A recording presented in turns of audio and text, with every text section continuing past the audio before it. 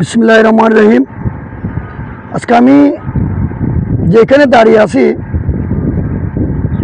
সে জায়গাটা হচ্ছে রাঙ্গুনিয়ার একটা জায়গা, মানে এটাই রাঙ্গুনিয়া। তো আমি রাঙ্গুনিয়া ইতিহাস নিয়ে কথা বলার জন্য এখানে আসছি। পর্তুগিজ এক নাবিক, উনি বিখ্যাত ইতিহাসবিদ, তার নাম হচ্ছে জুয়ান ডি ব্যারোস। তার প্রবন্ধে অর্থাৎ তার গ্রন্থে তিনি লিপিবদ্ধ করেন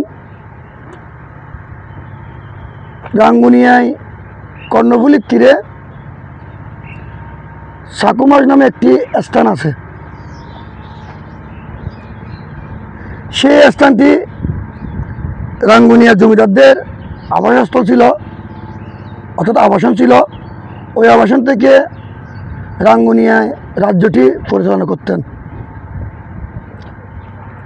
আকবর। কিন্তু জমিদারের রাজ্যটি পাহাড় বেষ্টিত ছিল, তেমন বড় ছিল না।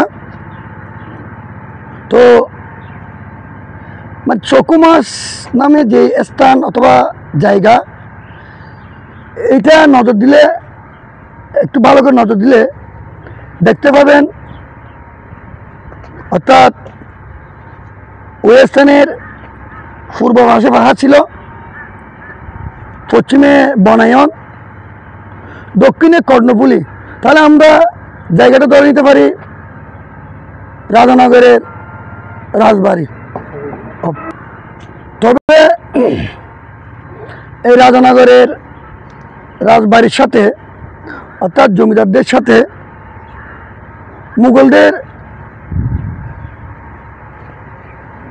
মুঘলদের সাথে ভালো একটা সখ্যতা ছিল। ভালো সখ্যতা ছিল থাকার কারণটা হচ্ছে এই রাঙ্গুনিয়ার মাটি বাংলাদেশের অন্যান্য মাটির চেয়ে খুবই উর্বর। সেজন্য রাঙ্গুনিয়ার জমিদার বাবুদের সাথে মুঘলদের সাথে কখনো যুদ্ধ বিগ্রহ হতো না। তবে পরবর্তীতে 1783 সালে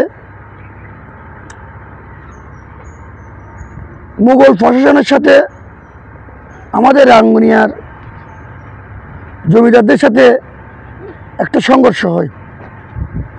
সংঘর্ষ হওয়াতে তারা আমাদের পার্শ্ববর্তী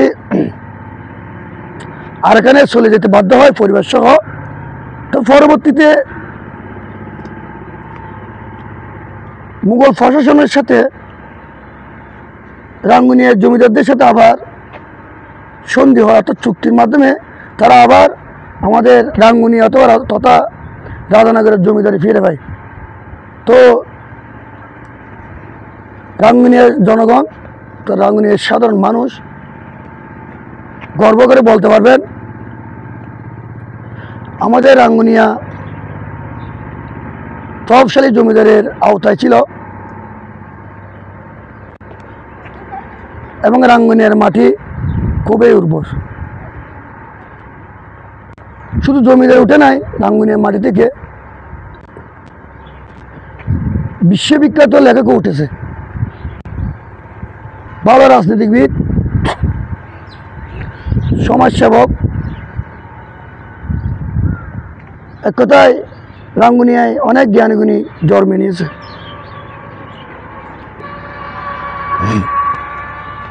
রাঙ্গুনিয়ার মাটিতে জন্ম নিয়ে আমি ধন্য, আপনিও ধন্য, সবাই ধন্য। আজ এইটুকু, আগামীতে একটা ভিডিও নিয়ে আসবো। আসসালামু আলাইকুম।